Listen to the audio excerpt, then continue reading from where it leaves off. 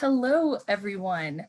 Welcome and thank you for joining us for the official book launch of Healing and Peacebuilding After War, Transforming Trauma in Bosnia and Herzegovina, edited by Julianne Funk, Nancy Good, and Marie E. Berry. Today's event is brought to you by the TPO Foundation in Sarajevo, Bosnia-Herzegovina, and the Inclusive Global Leadership Initiative at the Cite Center for International Security and Diplomacy at the University of Denver, Colorado, USA. We are delighted to bring together the editors and authors for this multidisciplinary discussion about the roots and mechanisms of trauma created by war. We will spend the first hour and 15 minutes together as a large group, listening to a panel featuring authors Amela Puljek-Shank and Edita Colo Zahirovic. Then, you as audience members will have the opportunity to select to participate in a breakout session led by the editors and the authors for the remainder of our time together. The 3 breakout sessions will cover the topics: 1, incorporating trauma healing into peace practice; 2, women in peace building; and 3, lessons from Bosnia and Herzegovina. I want to review some housekeeping notes before we begin. For the best viewing experience, please select Speaker View in the top right-hand corner.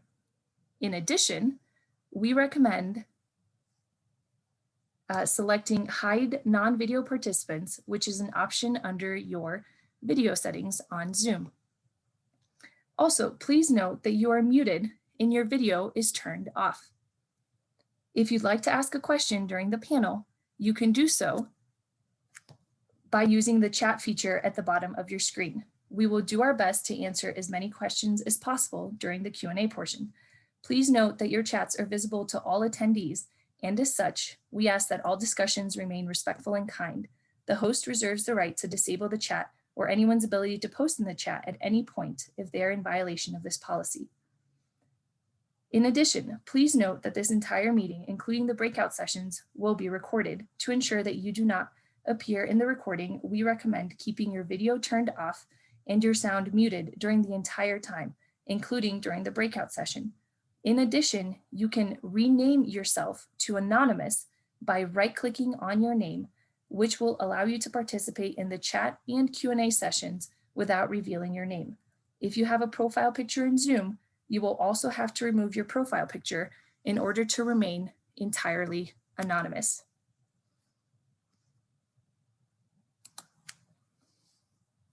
And now it is my pleasure to introduce you to Julianne Funk, one of the editors of the book and the chair for this event today. Julianne is a peace scholar practitioner specialized on the Balkans, faith-based peace building, and trauma-sensitive approaches. She is a research fellow at the Hellenic Foundation for European and Foreign Policy in Athens and managing editor of the journal Southeast European and Black Sea Studies. Welcome, Julianne. Hi there, thank you, Gergana. It's really lovely to be here. It's wonderful to have 102 of you with us. It's a pity I can't see all of your faces. That would be so pleasant. And I look forward to the breakout session and more interaction on a personal level. I will start by introducing just briefly the book, which is the reason that we're here. And then I will hand over to Zilka to say a little bit about the conference, which was the cause of the book, so to speak, and her organization, TPO Foundation. And then I will hand over to my co-editors, Marie Berry and Nancy Good, to say a little bit more about the contributions that this book hopes to make in the literature and in the field. That's just an introduction, and then we'll move to the panelists, Amela and Edita, and we'll get to that in a minute. I'm going to start by reading the first few lines of the book to give us a sense of what we're here for and what the conversation is all about. It's our conviction that there can be no sustainable peace without working to heal trauma resulting from violence. Furthermore, trauma that is not transformed gets trapped and is often transferred into more violence. Trauma can become stuck, held within our societies through cultural memory, in institutions, through structural violence, and even kept within our very bodies. As such, like any other energy, it does not just evaporate, but finds paths of release. These claims ground the book and hopefully can ground our discussion, or at least frame our discussion this evening or today, depending on where you are. We use the Bosnian case in this book, which I assume many of you will know, but in brief, most of us can remember or know that the war itself in the 90s was characterized by things like ethnic cleansing and insufficient international efforts, and the themes of peacekeeping and failures, so to speak, of peacekeeping. And the post-war peace-building period is really when peacebuilding as such came into its own. It was really the first time that peacebuilding was given this name, and the practice was considered as such. And despite all these efforts, 25 years later, we have some facts on the ground, such as there's geographically divided country in Bosnia today, there's political dysfunction, ethnic segregation, social distrust. And meanwhile, the last year's migration coming through the country itself, which has, at least in some cases that I've heard, really reignited and brought to the fore some memories from the people themselves of the wartime flight and disruption. And there's a lot of dynamics that therefore are going on still in the country.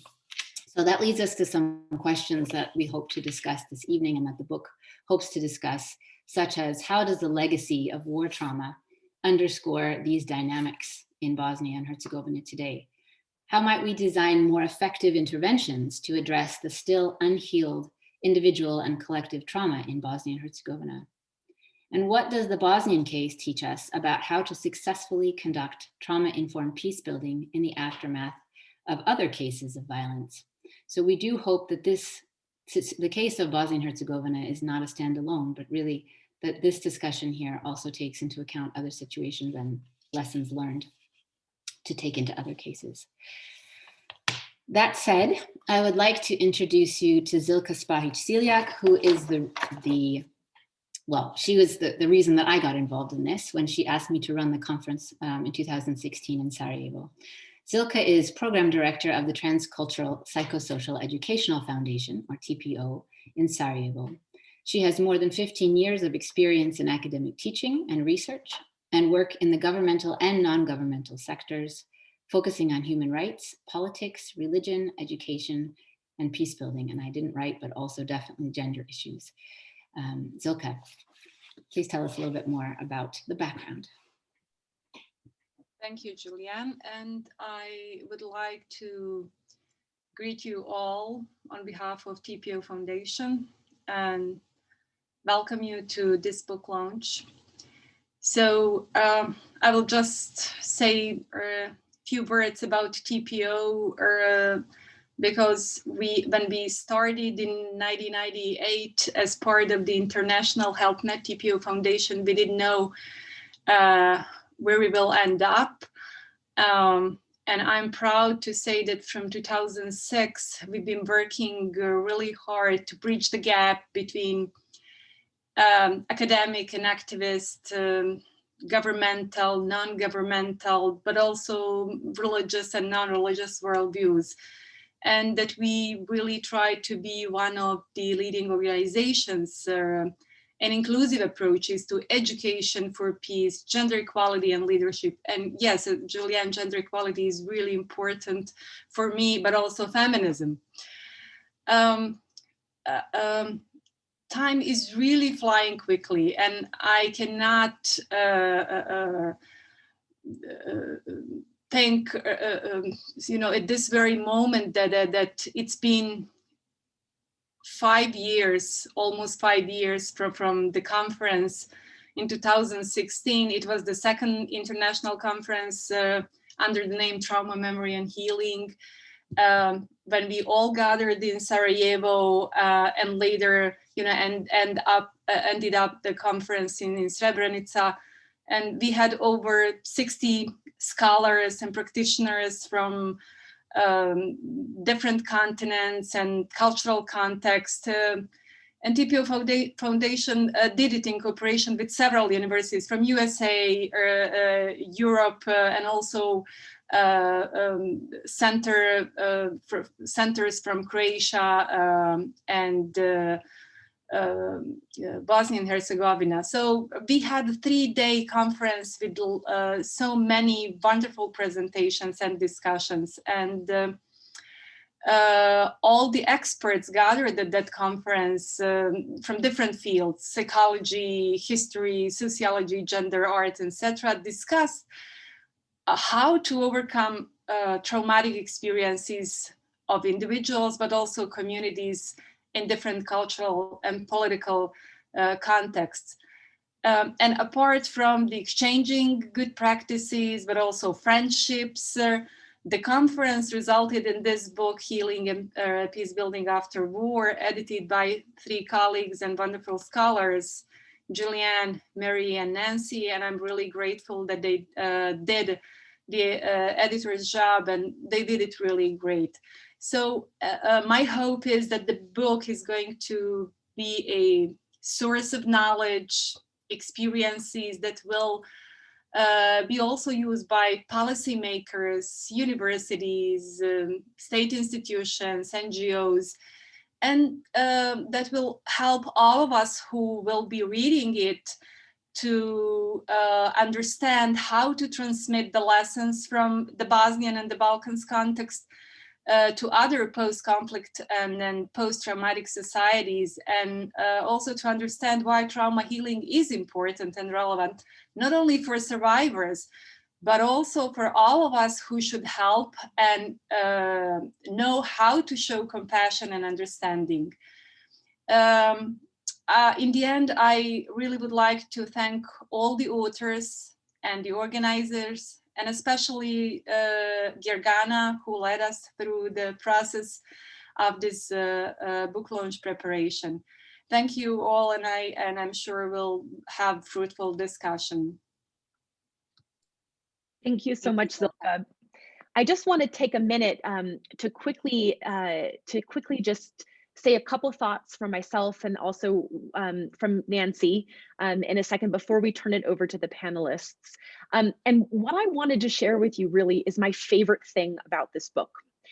The reason why this book matters to me personally, but also I think to the broader conversation, is that it truly brings together activists that live their values of building peace day to day in and out in communities that have been affected by war, with scholars more like myself who tend to sit separate and more removed from the actual day-to-day work of building peace in communities affected by conflict, with people that are truly experts in trauma and in the way in which trauma is not something that is only can only be dealt with in an individualized basis, but also has to be really transformed through kind of a broader ecosystem of care and of other relationships that can help shift trauma.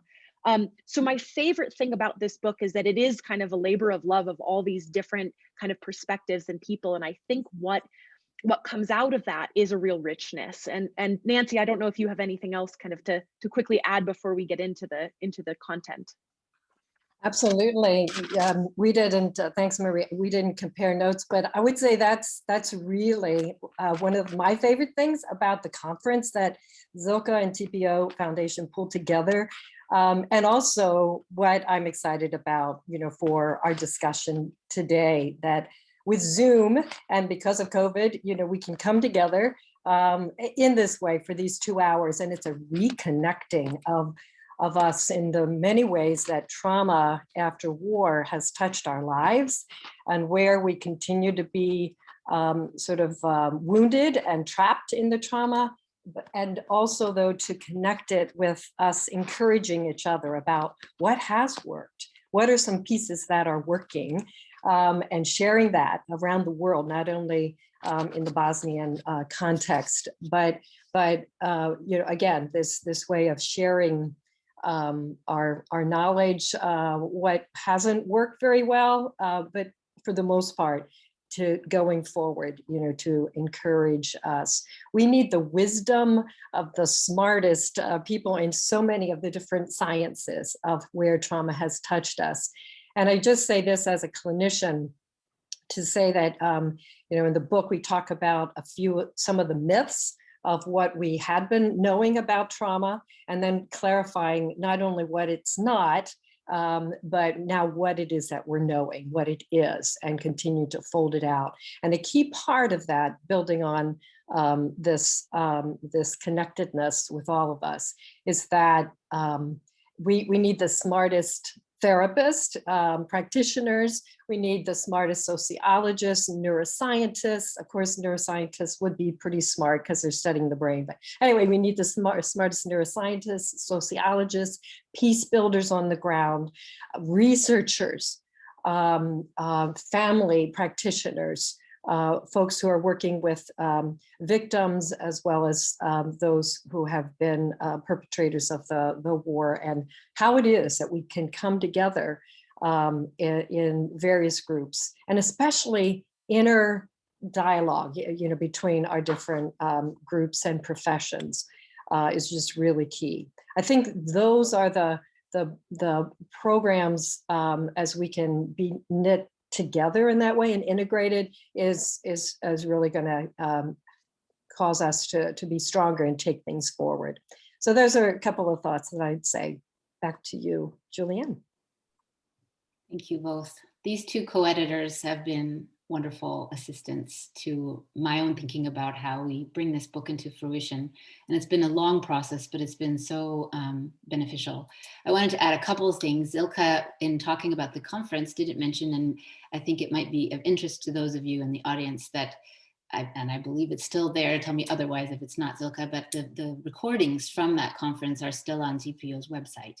And those are very valuable, I guess not everything, but the plenary speeches at least are there to be found, and maybe we can even get that into the chat before the end of the day, that you can find a lot more information there. And just to say also my motivation for, I've learned so much, particularly from Nancy regarding trauma, because I was in the field of peace building before trauma sort of came into my sights as such a crucial element of the peace building process. And it's been so important, and also through Amela and Randy Puljek-Shank, who are here in our discussion, realizing the crucial element of the body and the way that the body remembers for peace building practice, that we can't leave that out. So onwards and upwards, we will move to the panel. We've lost, unfortunately, one of our panelists this evening to illness. I didn't catch exactly what it was, and we're hoping it's nothing too serious. Borka Radic, she can't come, but we do have Amela Puljek-Shank and Edita Zahirovic with us today. And I think we'll start with Amela, if it's okay. And I will just say a little bit about who Amela is. But first, I asked them a couple of questions, which will frame the approximately 10 minutes that they will each share. I asked them, reflecting on your experience with peace building and healing from trauma after war or violence, what practices worked well and what didn't? What approaches do you find necessary for the future of this work? So their reflections on this is what we're looking to hear. Amela, to say something about her, she holds an MA in conflict transformation from the Center for Justice and Peacebuilding. She is currently pursuing a degree in Gestalt psychotherapy and also works at the Karuna Peacebuilding Center in the US. She brings extensive experience from her years working with the Mennonite Central Committee in Europe and the Middle East. And I can say also in this field, obviously, trauma and peacebuilding. I hand it to you, Amela.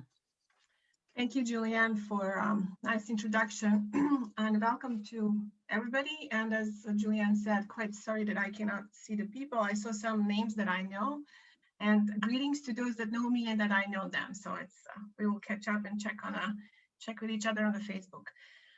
The questions that you, Julianne, posed, the first thing that I thought of, I can't start but not to reflect on the personal. It's the personal is the key for me. We can talk about trauma really in theoretical terms. We can have a definition of what trauma is, what traumatic stress is, what PTSD is, who develops, who doesn't, how it happens, and so forth. But what was significant for me in getting really into trauma healing and awareness work and connecting it with peace building, and actually to me, peace building is, just can't do it if you're not trauma informed. And I just cannot separate these two as two different. They're to me part of the one. It's a personal reckoning with my own trauma. I lived through the Bosnian War, was a refugee, as many of us in Bosnia know, experienced the devastations of the front line, the shelling, the family member being killed, number of friends being killed, the losses that we had to mourn, losing the home, experiencing the hunger that I never thought would happen, all these kind of things. And then eventually when everything stopped and some sort of a peace came, there was this illusion of this, you know, in the cartoons and the movies, you kind of, when you watched before the war, there was this naivete that once the war stops, everything is just rosy and fine, and the birds are chirping and the sun is showing up and everything is beautiful, the sunny day. And there's this desire to go back to how it was before the war. And then there's this really serious reckoning that one cannot go back to how it was before the war because one is changed, and I was changed, and every single citizen in Bosnia and Herzegovina was changed. But it took me a while to understand that. And at first I was really hungry for peace. I was really hungry to go from one town to another town. I was hungry to not have electricity cut, to have a water all the time. The happiness to take a shower actually and not have to worry about not having water or hauling the water from the source somewhere, to actually have enough food, to not have to worry about bombing or shelling or snipers. That was relief. That for me was just enough, maybe in that first period of normalization. And then later on, I wanted more. But what I really noticed on a personal level is that all the explosions, all the deaths, the hunger accumulated within me and got stuck within me. And when you're in that fight or flight mode, I didn't notice, didn't pay attention, and I shouldn't, because the main objective was to survive. Once the thing stopped, usually when I'm teaching on trauma healing, I take a frozen chicken from the store and basically bring it on the table and put it in front of the participants and pretty much say that this is our body. And then when we talk about brain, it's also our brain. That it really, you know, you have, in order to prepare chicken, you kind of have to put it to defrost. And process of defrosting is basically process of coming in the understanding that the trauma or war is ended, that I am trying to live my normal life, but actually my body is not there with me, let alone my soul, let alone my heart, let alone my brain. And that personal process of healing was paramount for me. At some point, I was very angry, enraged. I did have hatred for those on the other side. Couldn't stand them, couldn't think about them, didn't care about them, didn't really care where they hurt. Did my son hurt them? I just actually wanted them to hurt as much as I was.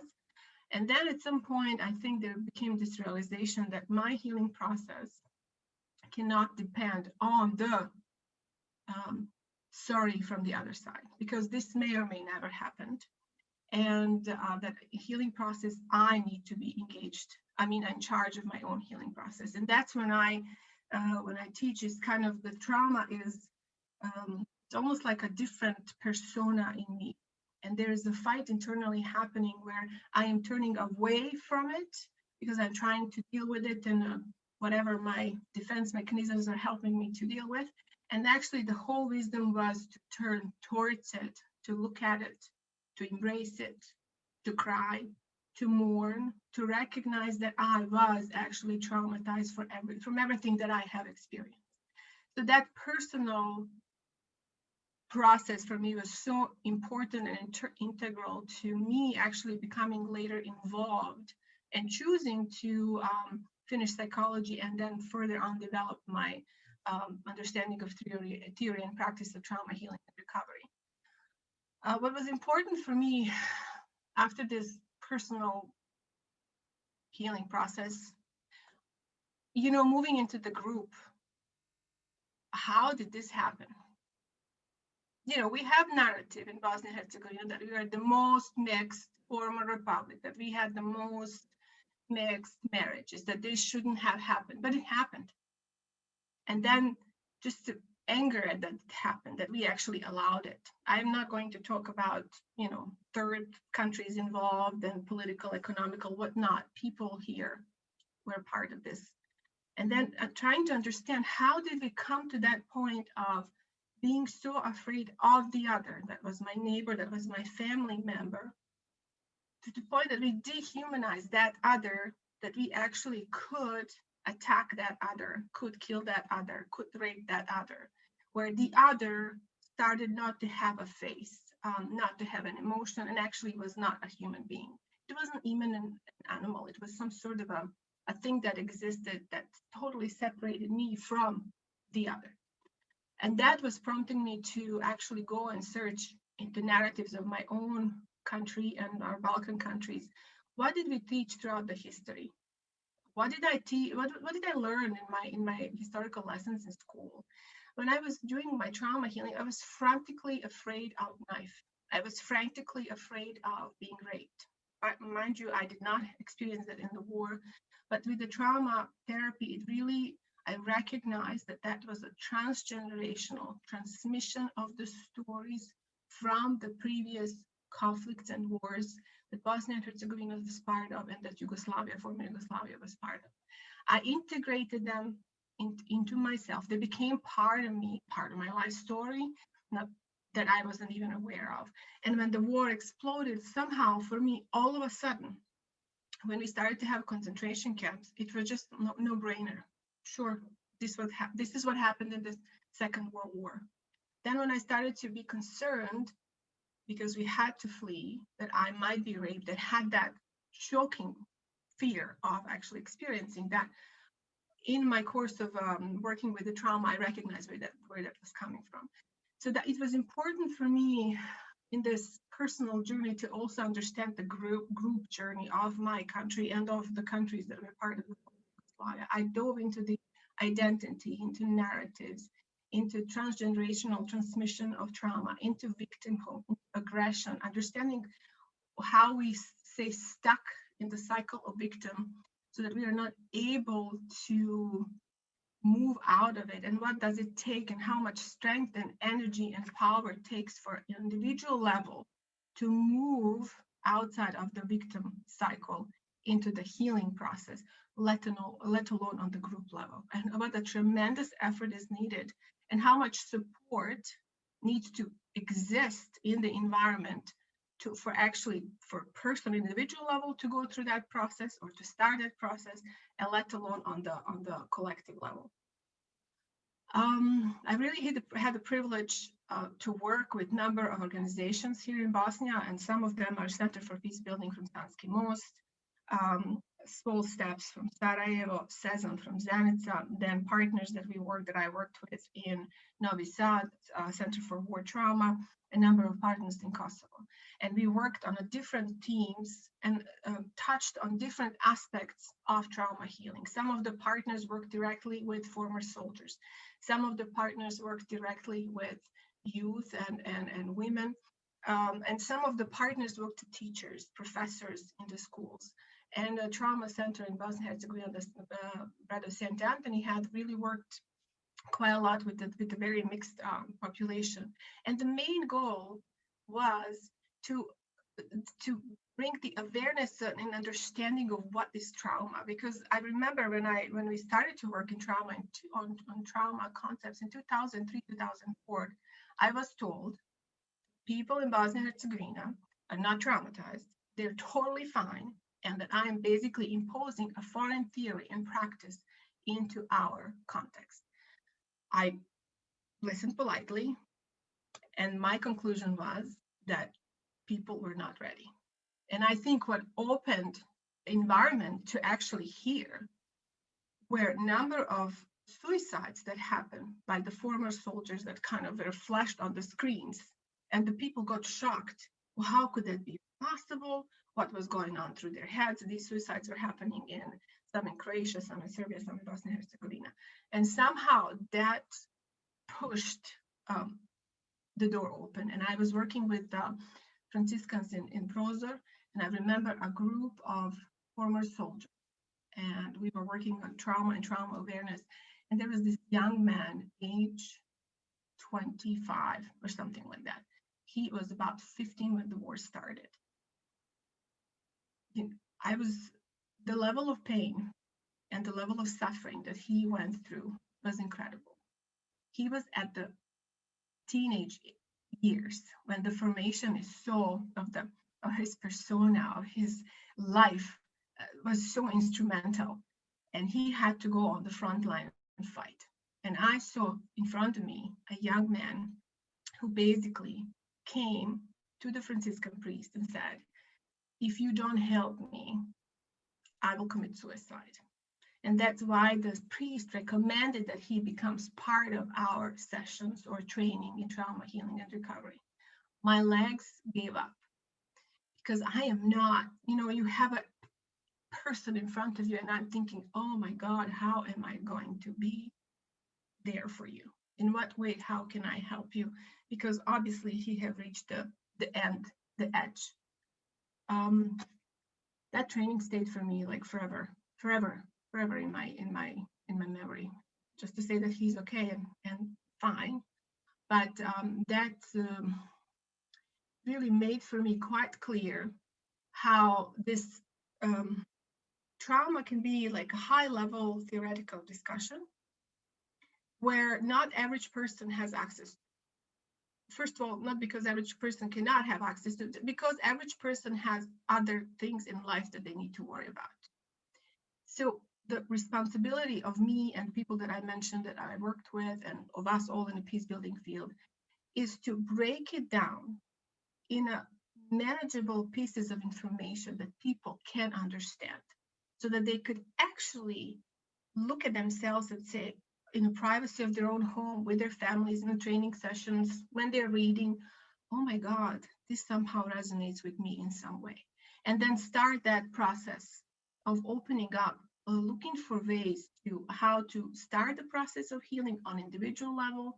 That also means if I am a mother or a father and I bring this awareness to myself, this is going to affect my children. This is going to affect my family. In some way, this is going to affect my neighborhood and hopefully eventually the country. And it's an ongoing commitment. And some people and some of us who have gone through the war and through the trauma experiences, the healing is a hard process. On individual or group level, requires a support.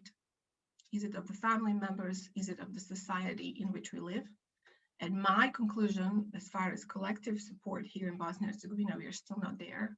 We are pretty much still divided into groups, pretty much still stuck in who did to me what, and pretty much really hard for us to move to humanize the other. So the work is still there to be done. And the current the organizations that I have mentioned are still continuing to work in this field and in this area. So that's basically for me for this part. That's okay.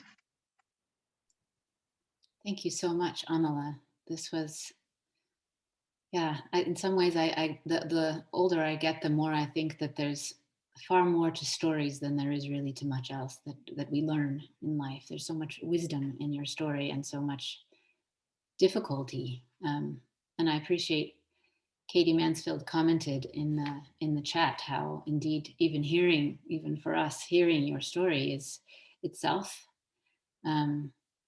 I don't know what exactly to say, how she put it, but it's hard. It's something, it's not your average webinar, for example, to hear such a story. And as someone who didn't live through the war myself, but having experienced Bosnia in the post-war period, I could tell so many stories about the secondary trauma that I experienced. And I had wished that Vahidin Omanovic could have been here to speak. We asked him, but he has something else happening this evening, because he was one of the first people I spoke to who alerted me to the fact that what I was feeling was actually the trauma in Bosnia when I was first there from my research in the earlier 2000s. So thank you for that, that sharing. Edita, let me say something about you, our next panel speaker. Edita Zahirovic is a psychologist and peace activist. She has worked on peacebuilding initiatives for Catholic Relief Services in Sarajevo for about a decade, focusing primarily on Bosnia and Herzegovina. And I can say also that Edita and Amela were both at the conference in 2016. Edita also has a contribution in the book itself. Please go ahead.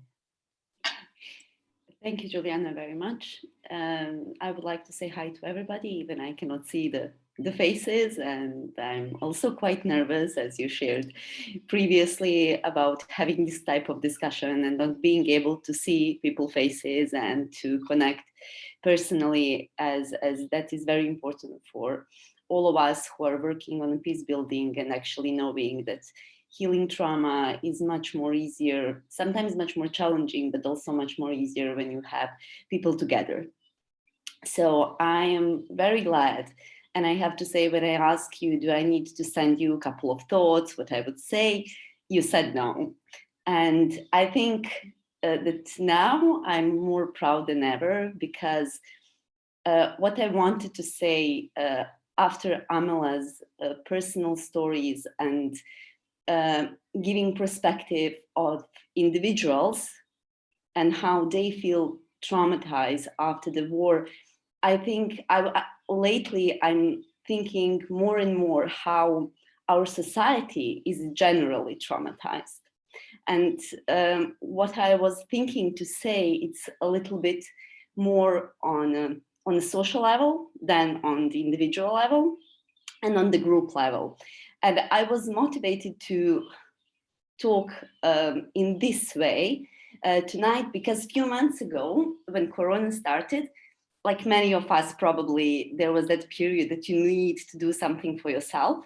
I said and decided to reduce the time I was spending on Facebook, different web portals, and instead of that, I will start reading books again. So that was my decision during Corona time. And somehow there is many books, not so many, but enough books in my house. And I noticed one book on a shelf. It was black, it was not too thick. And I said, okay, great, I can start with this one. But actually today, I think that I didn't find the book. Actually, the book found me. I don't know, maybe some of you had a chance to read that book, but after almost 15 years of me working directly and indirectly in a peace building field, I started to read a book that was written in 1982, the year when I was born. So I was just a newborn in that period. And I couldn't stop reading, because the name of the book was How I Betrayed a National Thing. It's a book that I had to read a couple of times, actually some of the segments even more. And in this belief of how characters narrated as if they lived today in Bosnia and Herzegovina, it was really surprisingly for me. In 38 years, you can say that nothing changed in people's minds, because when they were thinking about how they will establish, that establishing their ethnic identity will provide them with happier lives. And also how much events that happened during the Second World War and even before the Second World War generated traumas and made all of us, people who are living here in this area, to exit the violence of circle for decades. And I realized that the narratives are just repeated over and over again, as Amela said, from her personal experience. So, and then when you work for so many years in a peace building, you may think that reading such a book could be disappointing for me, or maybe demotivating at some point, because in almost 40 years and almost 25 years in post-war times, nothing changed in these political narratives. But I have to say my feelings were quite contrary. I have realized how important our work is. And even if we fight windmills every day, and I think our work as a trauma healers and any other practitioner who really do care about peace building,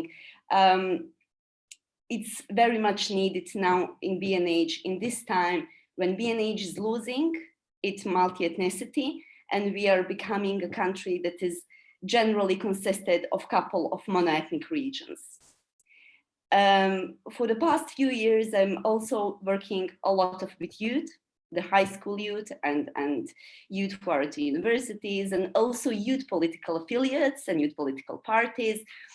And I realized that maybe today, probably more than ever, it's essential to invest efforts into peace building programs that are consisted of what Amela really said on personal level of binding, bonding, and bridging.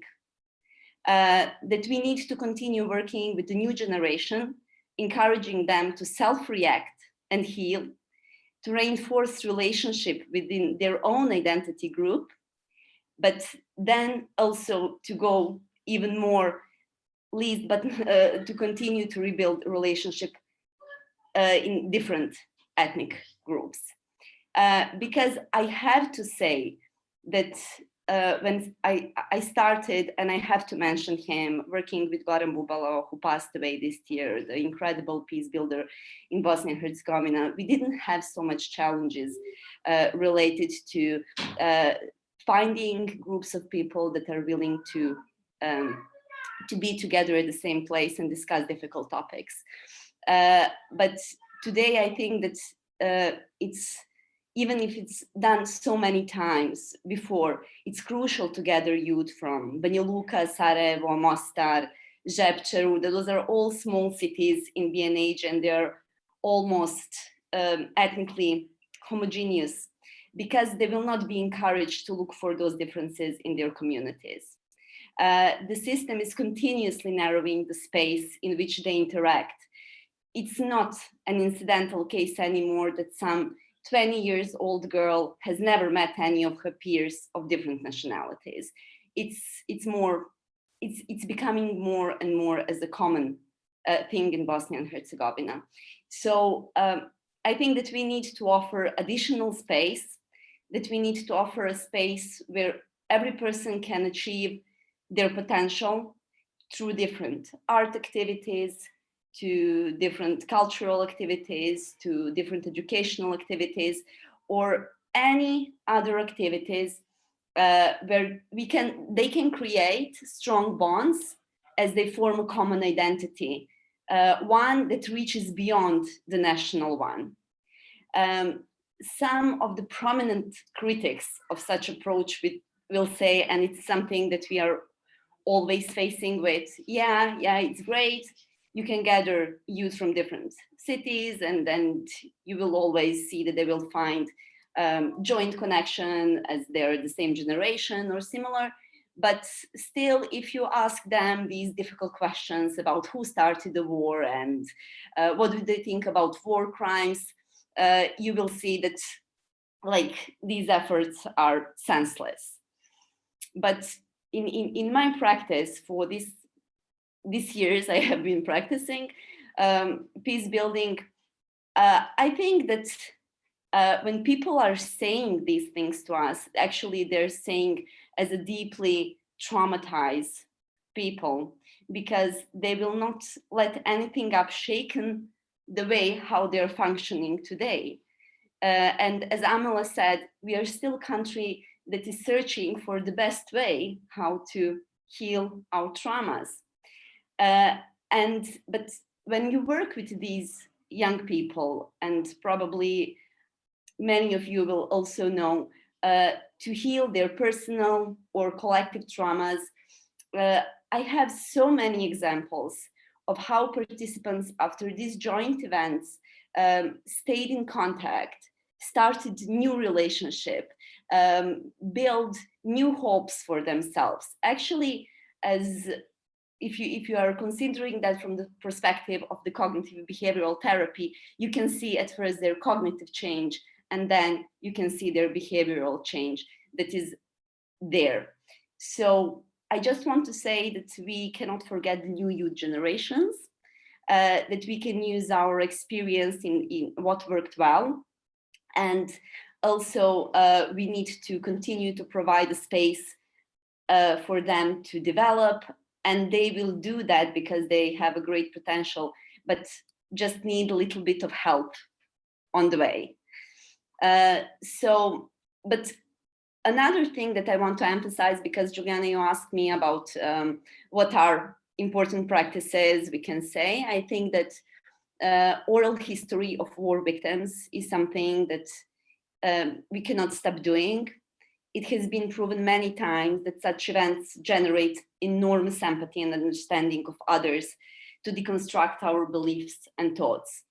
Our research under the project and evaluation always shows that the public speaking events, which I'm mentioning in my section of the book, and also some newly introduced methodologies in the project, they are not new methodologies, such as living libraries, undoubtedly support developing healthy relationship across different ethnical and religious groups.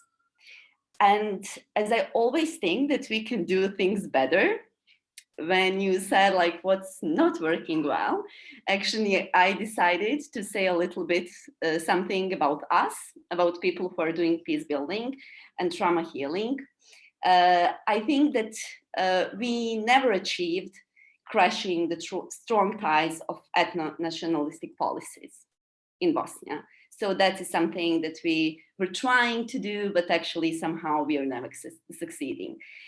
In general, when we are looking back and see what is our great success, we can say that we really can and are influencing people on their individual levels, but we have a less impact on building healthy relationship between citizens and those people who are authorities or people in power.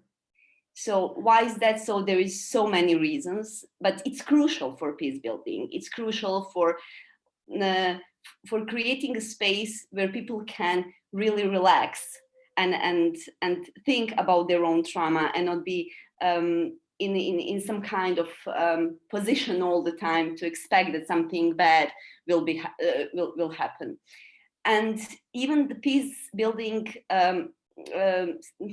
what I want to say that somehow our strategies that we had to impact the wider BNH societies are not as well successful. We are at some point reached small groups of people, if you look in general, and we haven't succeeded to reduce the structural violence, and despite so many civil society actors that we have here. So sometimes, in my opinion, and we can discuss that as well, I think that we as peace builders failed to build solidarity and loyalty among us, which is very much needed because we have our wounds and we need to heal personally and professionally. And we need to be focused on dealing with our own traumas. So I believe that it's of a great importance as well to stop implementing peace building projects, but rather to start establishing unique and joint initiatives and actions to become stronger enough and influence those in power for reaching social justice. And I know that often, professionally and privately, people will say to me, oh, you, like as peace builders, you are not so strong, like people in power are like, who rules? You don't have a chance to do anything. But I think that's like the worst thing that people in power at first, but then also our fellow citizens could do to a peace building, to tell that we need to conform our ideas and our hopes to reality.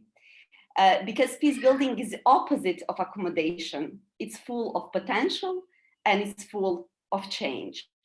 So I think that now we are in a period where we need a lot of people with great hearts and even bigger minds to continue peace building work in Bosnia. So that's from my side. Thank you, Edita. Thank you so much. So much wisdom in your reflections as well about, and I really appreciate your critiques. It's hard to critique our own field, isn't it? It's hard to critique the things that we're doing because we want, if for no other reason, for our own selves, to believe and keep pushing. And I'm afraid if I critique myself, then will I not undermine my own motivation? And it's not true. We need to always be seeing where we can go to. Thank you so much for really being at the edge of these actions and being able to see that and share it. Amela and Edita, do you want to respond at all to each other before we open the floor? There's already at least one question in the chats, but you certainly may feel free to respond to one another. I mean, from my perspective, I just want to say that we nicely build onto each other without even knowing. So it was a nice way of connecting the two inputs that we had. And I was thinking, oh my God, this could go in so many different topics and so many different directions. When Edita was talking about oral history, what I have noticed that each of the groups in Bosnia and Herzegovina has an experience, a trauma that resonates with their group. And that narrative is forced to be the narrative for this or that group. And any other narrative that is not elected by the group as the main traumatizing narrative from within the group is dismissed as not worthy enough of public recognition and empathy and acceptance on the group level. And there is the conflict between the groups openly, but there is of course a conflict within the groups where it's really clearly communicated what is the worthy narrative of the group's attention and compassion, and what other narratives are there that they cannot be in a public space. And to me, that is a re-traumatizing of its own group and anchoring, not giving a voices within the group to actually communicate their experience, their pain, their right to actually say, I was hurt, and even though it's a gradation of trauma. Somebody's trauma is more tragic, and somebody's trauma is less tragic. And we all know in the field that there's no such a thing. Everybody's experience is their experience, the group experience. There's no more or better traumatic experience, for lack of a better word. And that closes the public space, the open space in Bosnia and Herzegovina, and I think the experience is similar across the world, for any communication within the groups, and let alone between the groups, which then shuts people's mouths and not allows them to speak their truth or to be acknowledged for the loss that they have gone through and the experience that they have gone through. I think we lost Edita, if I'm correct. She's just come back in, I think, I hope. Thank you, Amela. I find that it's discouraging to hear what Edita was saying, which I know also, that the mono-ethnic geographical spaces seems so much stronger than these, I don't want to say little initiatives because they're not little, but individual initiatives addressing individual people to come together and meet. And I asked myself, yeah, but how's that going to when is it going to be enough to have this? When is the critical mass, so to speak, to have a turning, just a visible, collective turning point? I mean, I do believe there's lots of transformation happening in those, but that it has at a social level. And I think it has a lot to do with this, Amela, that stories aren't, slowly over time, individual stories have to morph into the collective story, don't they? They have to work together. Otherwise, they sort of become silenced, they tend to become silenced. I think it's time to take some questions from the chats. Julia Dowling, you have the first question. There's some comments that people may feel free, unless I miss some, feel free to take a look at. Julia asks, I wonder how we can have, I think this, either of you of course can answer, but I think it's related to what Edita was talking about. I wonder how we can have oral history and verbal testimonies become more trauma informed, considering many of the experience of folks from experiences like the TRC, the Truth and Reconciliation Commission, destabilize the person providing testimony because there's not sufficient therapeutic preparation or post-event processing and support. And I think the ICTY, there's been, stories from that, similar stories from that. Shall I take a couple of questions? I can take this one, Julianne, because working with war victims for many years, after they were part of the many trainings that Amela also said that the Franciscan Center was actually creating and doing at the beginning. When they feel resilient enough, they speaking is also trauma healing for them, because they think that if they do not speak, they will continue to hold it in themselves, and they really want to do something good with it. And when they see the great feedback of the people who are listening to them, they will say, this is like a psychotherapy session for us. They feel in power, that they can do something. They can see the importance of their work because nobody else is doing, just they are doing. And also they became as a member of one very specific group of other war victims, where war victim identity is the first, not the ethnicity of them. And I think that when you have people who were part of the providing testimonies for the courts, is completely different system. But if you share your own story in a very warm way, that you don't need to think if I say something wrong, it will ruin some case or something like that, that can be really healing for people who are talking publicly about their experiences.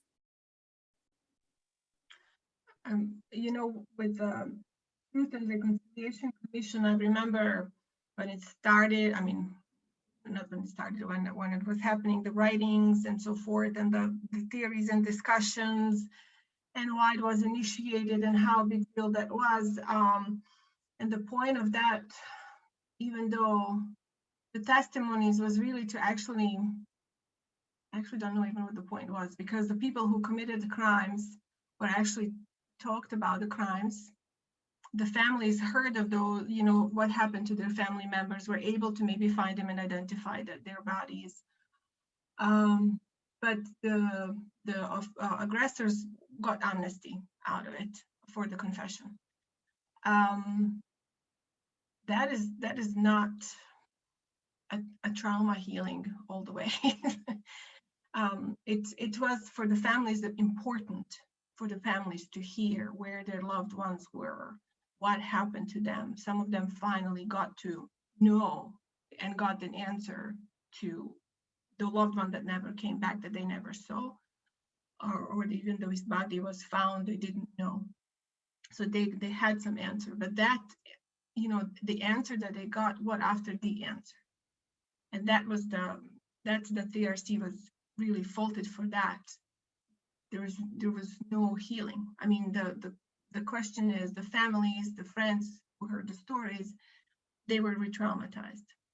And if we look at in Bosnia and Herzegovina, where is the collective group space that we have telling of the trauma stories happens usually when we have political rallies. They're used, and every year at the anniversary of certain battles that happened, and it's a collective re-traumatization one or the other group.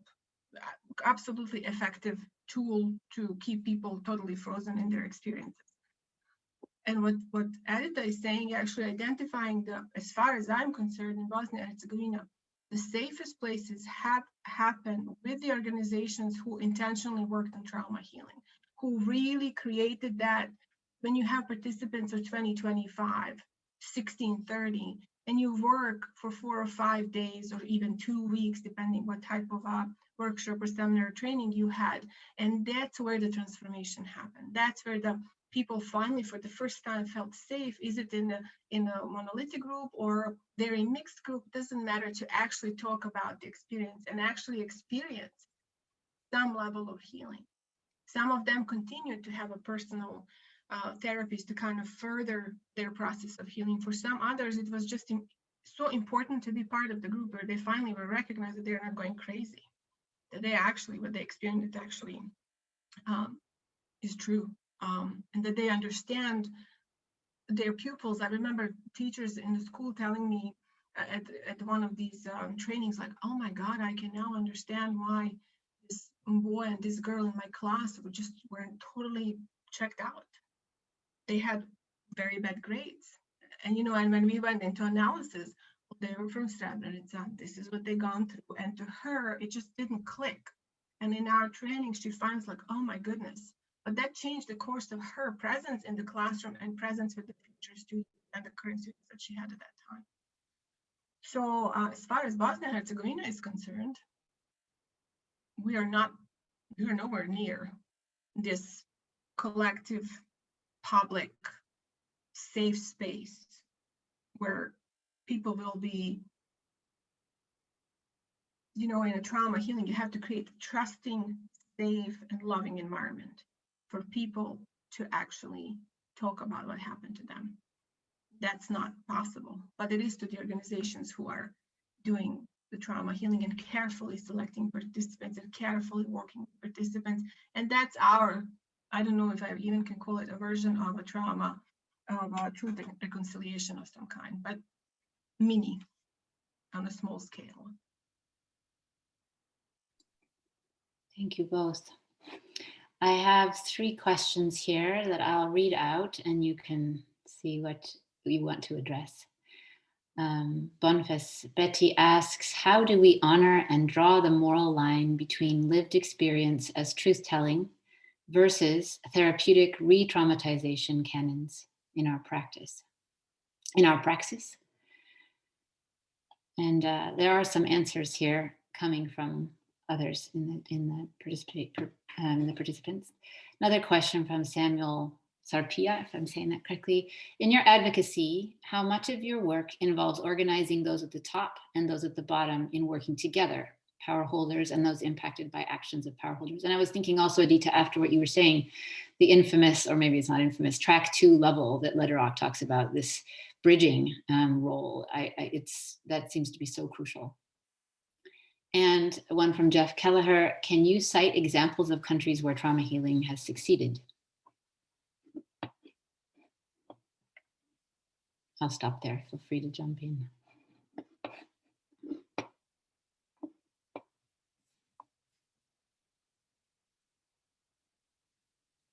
Edita, I can't hear you yet. Sorry, can you turn your mic on? If you want to respond. I always forgot that. Like, you forgot them? I think that it's not that we failed on trauma healing, but I know that trauma healing programs in BNH were very intensive just after the war, and they were mostly related to help people who flew to Tuzla and survived genocide. And at some point, there was, I don't know, decision of somebody or its international community or combination of international community and local authorities that we should focus on economical development. And then the programs of trauma healing stopped. There was no money for them for, I think, almost 10 years, if I can remember. Maybe, Amela, that's the period when you experience that people are not ready to discuss about trauma. Like losing these 10 years of working on trauma healing is enormous. It's huge. So maybe if somebody wants to take any kind of lesson learned from Bosnia example, the trauma healing has to be continuous and has to be developed in different levels. For example, the crisis intervention after the war, but in the end, more and more deeper analyze of situation and helping people individually. I'm also thinking a lot about lately as I do my master thesis from social work that what did social workers did, for example, for people who return to their places where they survived maybe genocide or some other atrocity.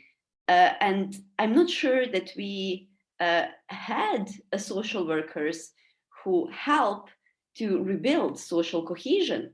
That's another thing that we have been missing all this time. So it's numerous elements. We cannot say that we failed, but we can say that we learned a lot, what we've missed in some periods after the war. But when you work with those people very intensively, you cannot say that these programs are not functioning if one person who never was on an old bridge in Mostar, one ex-war camp prisoner from Croat, he was held by the Bosniaks, and he actually banned his daughter to go to a bridge, and she was living in Germany with her mom. And when he is, and one day he decides and he say to me, okay, we will go together. So this will catch up another question that is also something that motivates me to continue doing all these things, these small stories, but they're not small because he's influencing his local community for many years and trying to change something. I will maybe answer one question. The answer will be very short, and then I will answer the other question. Can you cite examples of countries where trauma healing succeeded? I can't. And simply because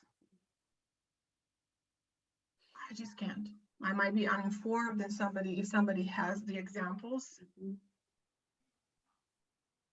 I mean, this is trauma healing in terms of on a group level, like on the level of whole country, where the whole country recognized the conflict that happened, and it took responsibility and integrated the trauma and the recognition and awareness and started the program, and the whole country turned into the. I honestly don't know. I would like to look at the experience of Norway and Sweden and Finland, because somehow they seem more peaceful than the rest of the world to me right now. But I just don't know. And why I don't, what I'm saying this is, there's always groups, and one group might think that the country is fine and okay, and that everything is okay, and that they're healed, and the other group there might not feel, and therefore my answer is I know of examples, but I don't know. And the very important concept in trauma healing is the word healing is heavy laden word, and it's when somebody's transformed. When you heal, you're transformed by your trauma, meaning I was changed forever, and I became a better person, even though the experiences were awful. The word integrated is a key. Integrated means and meant for me that my trauma was not in a forefront in my head or in my heart or in my soul. I was not losing sleep over it. I was remembering what I have survived and remember what I have survived, but it does not hurt. And it does not hurt, not because I'm denying it or I don't want to think about it. I really worked on it to understand why it hurt. And when I say I worked on it, named my losses, mourned my losses, cried my pain, expressed my rage. So this integrated is so crucial. That is actually what it means to be healed from the trauma. Trauma doesn't go away. it does, I mean, the experience doesn't go away. It's part of us forever. Unless we have amnesia and don't remember, it's the only way where we will not remember. The key is how we have dealt with traumatic experience 1, 2, or 3 in our life, or in our lives on a group level. Did we integrate it, if I may say, constructively or destructively?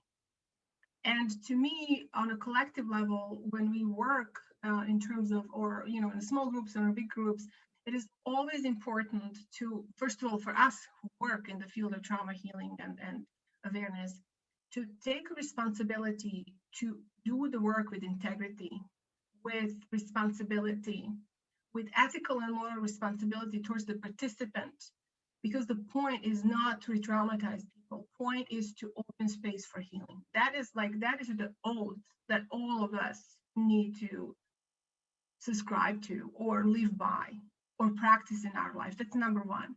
Number two, every person that comes in to be part of the groups that, you know, Edita is leading or that I was leading, or the seminar, or the people come because they want to come because of the topic of trauma healing.